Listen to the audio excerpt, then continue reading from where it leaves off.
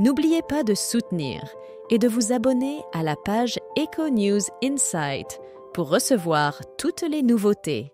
La redécouverte des restes du jeune Émile a donné un nouvel élan à l'enquête concernant sa disparition, tout en confirmant malheureusement son décès. La manière dont ces restes ont été remis aux autorités pose néanmoins des questions, comme l'a signalé Le Figaro dans un récent article. Le 8 juillet, Émile, un enfant de 2 ans et demi, a disparu après s'être momentanément soustrait à la surveillance de ses grands-parents. Le tournant de l'enquête est survenu le dimanche 31 mars, avec la trouvaille de restes humains près d'un sentier de randonnée.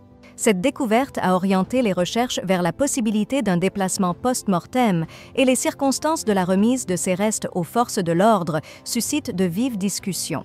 Un article du Figaro du 7 avril détaille les faits connus, révélant que les restes ont été initialement mis dans un sac plastique par une randonneuse qui les a emportés chez elle avant d'alerter la gendarmerie.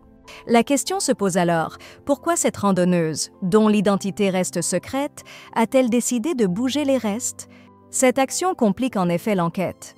Comme le général François Eulard, directeur de l'Institut de recherche criminelle de la Gendarmerie nationale, IRCGN, l'a expliqué au Figaro, la procédure habituelle face à la découverte de restes humains est de geler la scène pour permettre une analyse complète. Cependant, la randonneuse, faute de réseau téléphonique, n'a pas pu contacter immédiatement les autorités et a peut-être craint que les restes ne soient déplacés ou perdus si elle ne les emportait pas.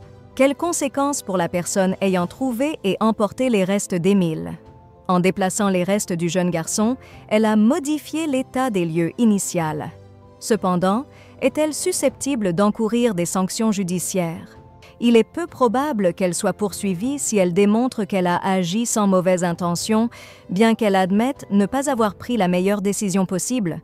Le procureur a souligné que cette personne était sans doute troublée par sa découverte, une réaction humaine naturelle. Selon une source citée par Le Figaro, elle serait de la région, alors qu'un témoignage recueilli par RTL suggère le contraire.